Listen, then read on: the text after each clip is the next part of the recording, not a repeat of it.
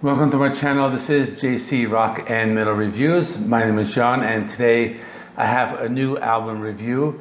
The name of the band is Dirty Honey, and this is their self-titled debut album. I will be doing a review of this. So before I begin, if you haven't subscribed, please subscribe. I do rock and metal reviews, I do rankings, and I do a lot more. So for those of you who clicked on the video, you probably saw the thumbnail with a tagline that says, "Are they the next Greta Van Fleet?" And the reason for that is because they are another new band that became very popular right from the start. They're a fairly young band. I don't know exactly how young, but they do look young. And they have a sound that's very reminiscent of 70s rock. So Greta Van Fleet does have this like Led Zeppelin, Deep Purple, or early Rush sound.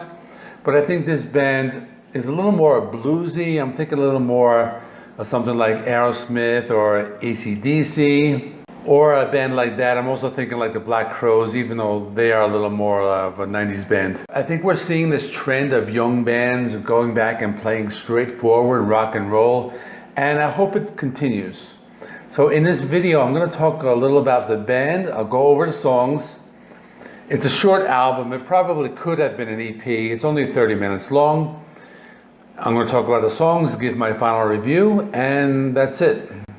So Dirty Honey, they're a band from Los Angeles. They formed in 2017. On vocals, we have Mark LaBelle. On guitars, John Notto. On bass, Justin Smolian. And on drums, Corey Coverstone. So they released their self-titled EP in 2019.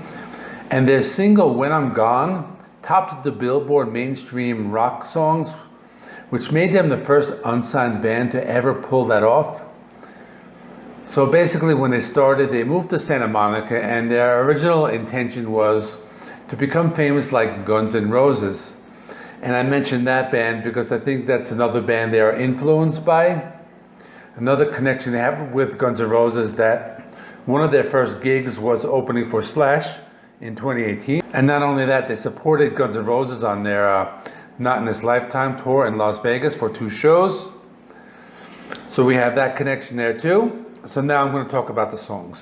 The first song is called California Dreaming, and this one opens up with a riff. It reminds me of those like bluesy hair metal bands from the late 80s. You know, that's the feel the opening riff gave me. I mentioned a lot of 70s bands, but there's also bands like Guns N' Roses, or even like a 90s band like Black Crowes. I do hear a lot of that in this album, on these songs. The album has a really nice production value. You can hear the guitars very clearly.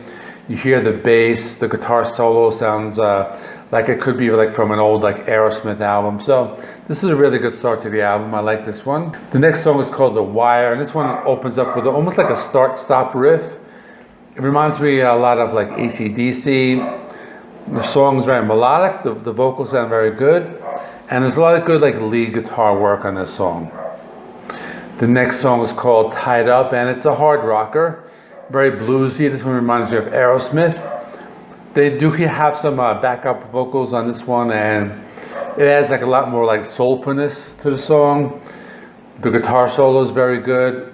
At the end of the song, there's some like a cappella singing with the backup singers, and that reminded me a lot of either like the Black Crowes or one of the later Cinderella albums. The next song is called Take My Hand, and I really like the opening riff to the song. It gets like repeated, you know, throughout the course of the song. This is another straightforward blues rock song, and I like it a lot. After that is Gypsy, and this is another straightforward rocker. It opens up with a bluesy riff. It's a little harder. You know, you hear the drums, you hear that like nice snare sound. This one's a little more upbeat. You hear the bass sounds very good, and another good song. After that is No Warning, and this is another straightforward rocker. It reminds me a little bit of like AC/DC, or again the Black Crowes. A really nice bass sound on this one. After that is The Morning, and you know, like all the other songs I have been talking about, straightforward blues rocker. It's catchy, it's melodic, the vocals sound good, the drums sound good, really good lead guitar work. And the riff reminds me a little bit of AC/DC. The last song is called Another Last Time. And this one probably sounds a little different than the other ones I just spoke about. The intro sounds a lot like Jimi Hendrix's Little Wing, or even the intro to Paul McCartney's Band on the Run. Here, the intro did remind me of those two songs.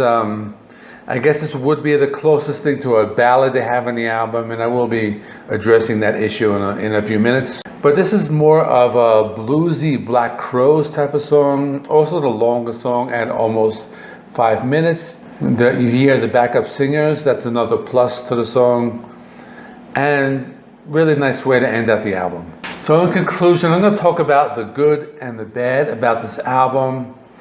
The good is that it's a really good album. The songs are good, the production is very good, the vocals, the drums, the guitar, everything sounds very good.